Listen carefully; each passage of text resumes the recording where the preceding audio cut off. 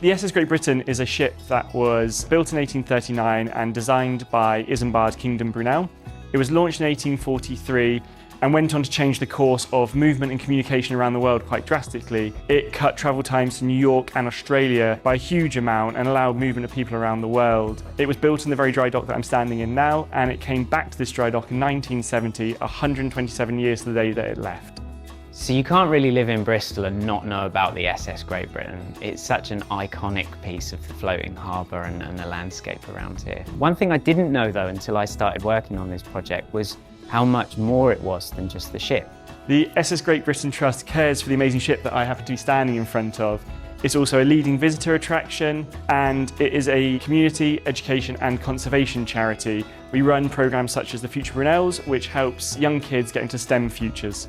Like so many other arts and heritage websites, our website wears many hats. It has to do the functional things, it needs to sell tickets to the museum, it needs to tell people how to get here as well. And it helps us tell the story of not just us as a museum, but also of us as a charity, and helps people connect those dots, understand our wider mission, our wider values, and how their purchase, how their ticket then helps support all of those things that we do as well.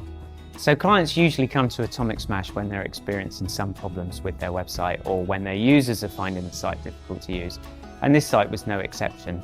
SS Great Britain also wanted to be able to tell stories a lot better with this site.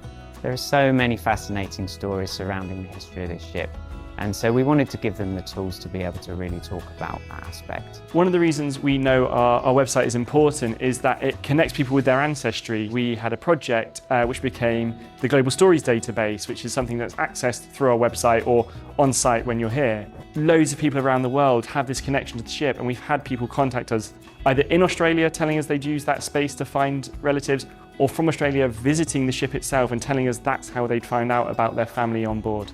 And then in addition to that, we created 2 bespoke modules that they could use specifically for enhanced visual storytelling.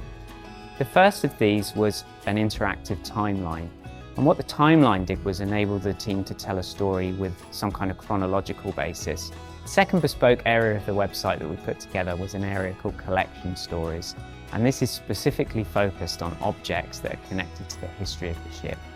I actually came into the project towards the end of it. The design phase had happened and I came in for the implementation. So about a year ago, as it had been put down over the pandemic for a couple of years, and Atomic Smash have been brilliant in getting me up to speed, letting me know all the design processes, where we were up to, and then kind of having that no question too small ethos. So anything that I wasn't sure of, I knew I could go to the team and anyone in the team and ask that question, and I'd get a really great answer and kind of a hand-holding through it as well as we got back up to speed again.